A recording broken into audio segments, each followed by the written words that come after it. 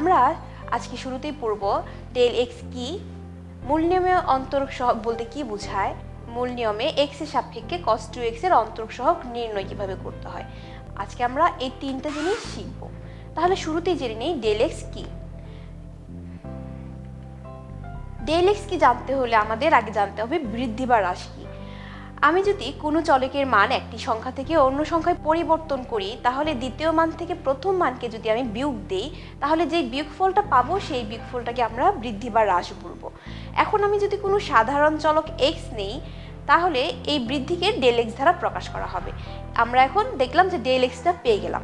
এখন এই x এর মান যদি বৃদ্ধি পায় তাহলে ডেল এক্স ধনাত্মক, এবং x এর মান যদি হ্রাস পায় তাহলে ডেল এক্সটা ঋণাত্মক হবে। এখন আমরা জেনে নিব মূল নিয়মে অন্তরক সহগ বলতে কি বোঝায়। আমরা একটা সমীকরণ লিখলাম y = ফাংশন অফ x। এই সমীকরণটাকে 1 নং সমীকরণ ধরে নিলাম। এখন আমি ধরে নিলাম যে x এর অতি ক্ষুদ্র পরিবর্তন হয়েছে এবং সেটাকে ডেল এক্স দিয়ে প্রকাশ করলাম, এবং y এরও ক্ষুদ্র একটা পরিবর্তন হয়েছে, সেটাকে আমরা ডেল y বলে নিলাম। আমরা ক্ষুদ্র পরিবর্তনকে ডেল দিয়ে প্রকাশ করব। তাহলে এই 1 নং সমীকরণটাকে আমরা লিখতে পারবো এরকম করে, y plus del y equal to function of x plus del x। এটাকে আমরা 2 নং সমীকরণ ধরে নিলাম। এখন আমরা এই 2 নং সমীকরণ থেকে 1 নং সমীকরণটাকে বিয়োগ করে নিব। তাহলে আমার দুইটা সমীকরণ দরকার আছে, আমি একটু দুইটা সমীকরণ এখানে বুঝার সুবিধার্থে লিখে নিলাম। এখন জাস্ট সিম্পলি বিয়োগ করে নিলাম, অর্থাৎ এই সমীকরণটা থেকে এই সমীকরণটা বিয়োগ করছি। তাহলে আমার y plus del y minus y, এই যে y plus del y minus y equal to, এখন এই পাশে দেখি কি আছে, function of x plus del x, এই যে function of x plus del x minus function of x। আমি বিয়োগ করলে y এবং y বাদ চলে যাচ্ছে, থাকে হচ্ছে del y equal to function of x plus del x minus function of x। এখন আমি যে সমীকরণটা পেলাম এই সমীকরণটাকে ডেল এক্স দিয়ে ভাগ করে নিব, অর্থাৎ উভয় পক্ষে এই পাশ এবং এই পাশ উভয় পক্ষকে ডেল এক্স দিয়ে ভাগ করে নিব। ডেল এক্স দিয়ে ভাগ করে নিলে আমি এই মানটা পাচ্ছি। এখন আমি এই সমীকরণটার উভয় পাশে limit del x tends to 0 নিয়ে নিব। আমি এই যে limit del x tends to 0 নিলাম, এটার পরিবর্তে আমি ডেল ওয়াই লিখতে পারি, অর্থাৎ আমার এই যে limit del x tends to 0 del y বা ডেল এক্স আছে, এটার পরিবর্তে আমরা ডিওয়াই বাই ডিএক্স লিখতে পারি। আমরা তাহলে এটাকে রিপ্লেস করে ডিওয়াই বাই ডিএক্স লিখে নিলাম। এখন আমাদের যেই পাশে ডেল এক্স আছে, জাস্ট দেখবো ডেল এক্সগুলো কোথায় আছে, সেই ডেল এক্সটাকে রিপ্লেস করে ডেল এক্সের বদলে এইচ বসিয়ে দিব, অর্থাৎ আমরা del x equal to h বসাচ্ছি। এখন আমি যে একটা ইকুয়েশন পেলাম, এই ইকুয়েশনটিকে আমরা বলবো অন্তরক সহগের মূল নিয়ম। এই যে ইকুয়েশনটা পেলাম এটা আমাদের হচ্ছে কি অন্তরক সহগের মূল নিয়ম। তাহলে দেখে নেই এই চ্যাপ্টারের অঙ্কগুলো আমরা ঠিক কিভাবে করব। আমি এখানে একটা প্রবলেম লিখে দিলাম, মূল নিয়মে x এর সাপেক্ষে cos 2x এর অন্তরক সহগ নির্ণয় করো। আমরা কিসের অন্তরক সহগ নির্ণয় করছি? cos 2x। কার সাপেক্ষে? x এর সাপেক্ষে। কিভাবে? মূল নিয়মের মাধ্যমে। আমরা যখনই মূল নিয়ম কথাটি ইউজ করব তখনই আমরা যে সূত্রটা শিখেছিলাম এই সূত্রটাকে অ্যাপ্লাই করব, অর্থাৎ আমরা জানি dy by dx equal to limit h tends to 0 function of x plus h minus function of x divided h। এখন আমরা দেখব যে এই সমীকরণটা যদি আমরা এই সমীকরণ দিয়ে যদি কোনো ক্যালকুলেশন করতে চাই বা এই সমীকরণটা যদি রান করাতে চাই, আমাদের কি কি লাগবে?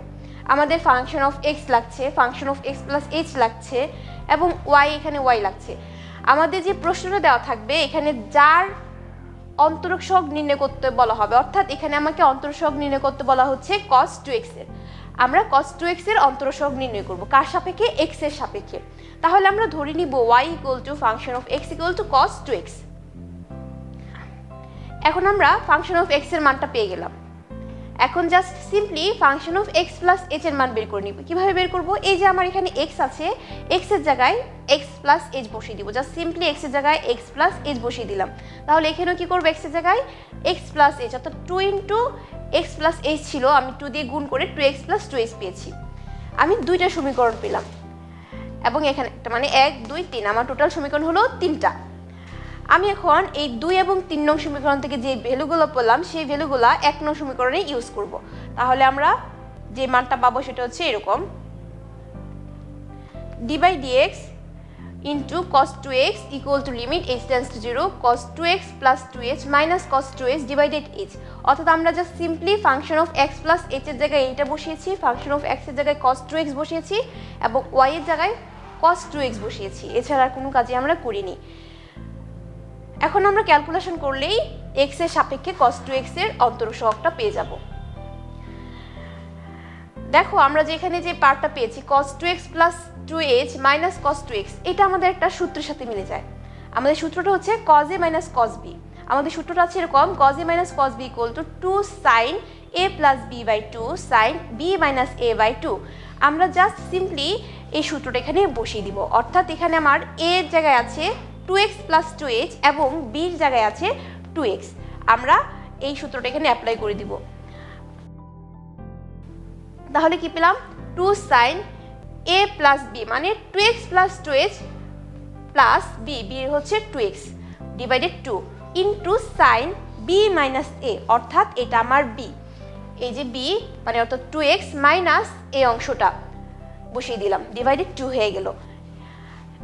তারপর আবার ডিভাইডেড h আছে। এখন আমরা জাস্ট সিম্পলি ক্যালকুলেশন করে নিব। 2x এবং 2x যোগ করে নিলে আমার 4x হয়ে যাবে এবং এখান থেকে 2x থেকে 2x বাদ দিলে শুধু মাইনাস 2h থাকবে।